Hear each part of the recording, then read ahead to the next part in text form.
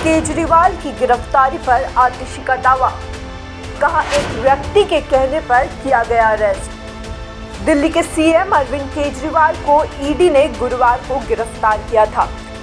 ऐसे में आम आदमी पार्टी ने प्रेस कॉन्फ्रेंस करके भाजपा पर गंभीर आरोप लगाए हैं।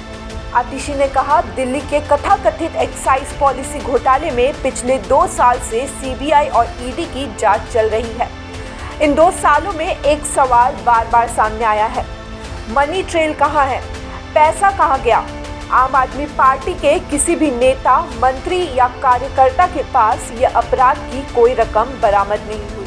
दिल्ली के तथाकथित शराब घोटाले में 2 साल से सीबीआई और ईडी की जांच चल रही है। इस 2 साल में बार बार, चाहे लोअर कोर्ट हो, चाहे हाई कोर्ट हो, चाहे सुप्रीम कोर्ट हो, एक सवाल बार बार उठा है कि मनी ट्रेल कहां है, पैसा कहां गया।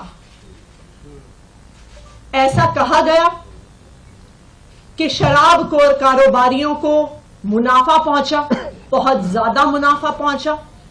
लेकिन अगर उन्हें मुनाफा पहुंचा तो उन्होंने किसको रिश्वत दी, उन्होंने किसको पैसे दिए?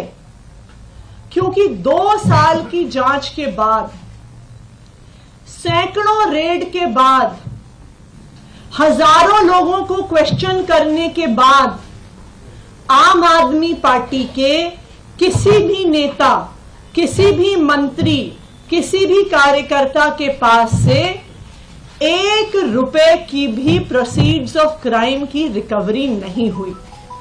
आज तक आम आदमी पार्टी के किसी भी नेता के पास प्रोसीड्स ऑफ क्राइम का, इस मनी ट्रेल का 1 रुपया भी नहीं मिला। और ये सवाल बार बार सुप्रीम कोर्ट ने भी कोर्ट में पूछा और अपने आदेश में भी लिखा कि मनी ट्रेल कहां है। आतिशी ने कहा कि सिर्फ एक व्यक्ति के बयान के आधार पर अरविंद केजरीवाल को इस मामले में गिरफ्तार किया गया था और वो था शरद चंद्र रेड्डी। आतिशी ने कहा, शरद अरबिंदो फार्मा के मालिक है। उन्हें 9 नवंबर 2022 को पूछताछ के लिए बुलाया गया था। उन्होंने साफ कहा कि वो कभी भी अरविंद केजरीवाल से नहीं मिले या बात नहीं की और उनका आपसे कोई लेना देना नहीं है। जैसे ही उन्होंने ये कहा, उसके अगले दिन उन्हें ईडी ने गिरफ्तार कर लिया। कई महीनों तक जेल में रहने के बाद उन्होंने अपना बयान बदल दिया। उन्होंने कहा कि उन्होंने अरविंद केजरीवाल से मुलाकात की और उनसे उत्पाद नीति मामले पर बात की।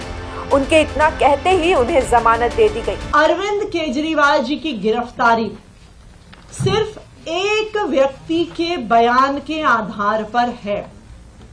ये व्यक्ति कौन है? इस व्यक्ति का नाम है शरद चंद्र रेड्डी।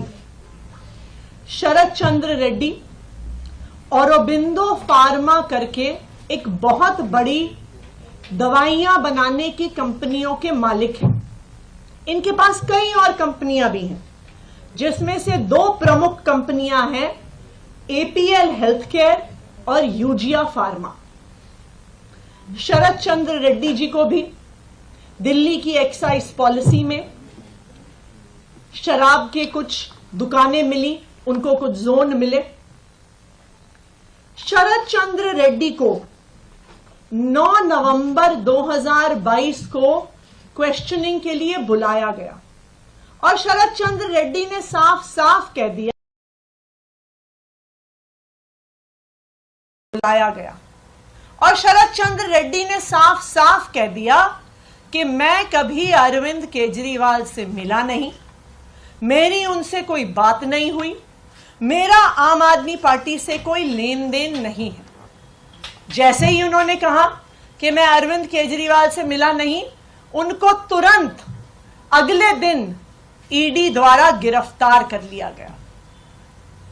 कई महीने जेल में रहने के बाद एक दिन शरद रेड्डी जी ने अपना बयान बदल लिया।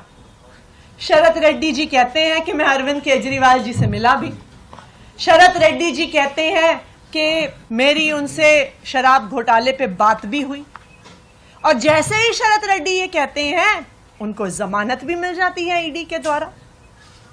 लेकिन ये तो सिर्फ बयान है, पैसा कहां है, मनी ट्रेल कहां है? आतिशी ने केंद्र पर आरोप लगाते हुए कहा कि आज लोकतंत्र की जो हत्या हो रही है उसे पूरा देश देख रहा है। विपक्ष पर एक के बाद एक हमले हो रहे हैं। पहले सिटिंग सीएम हेमंत सोरेन को गिरफ्तार किया गया और फिर अरविंद केजरीवाल को गिरफ्तार किया गया। अगर एक एक करके विपक्षी नेताओं को जेल में डाल दिया जाता है तो चुनाव का क्या मतलब?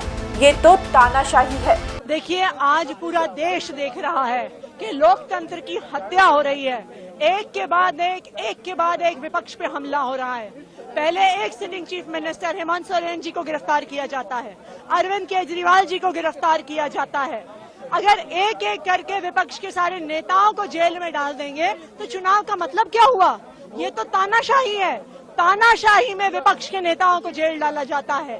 तानाशाही में विपक्ष की पार्टियों के बैंक अकाउंट फ्रीज किए जाते हैं और आज भारत में भी यही हो रहा है। News desk report, such the reality.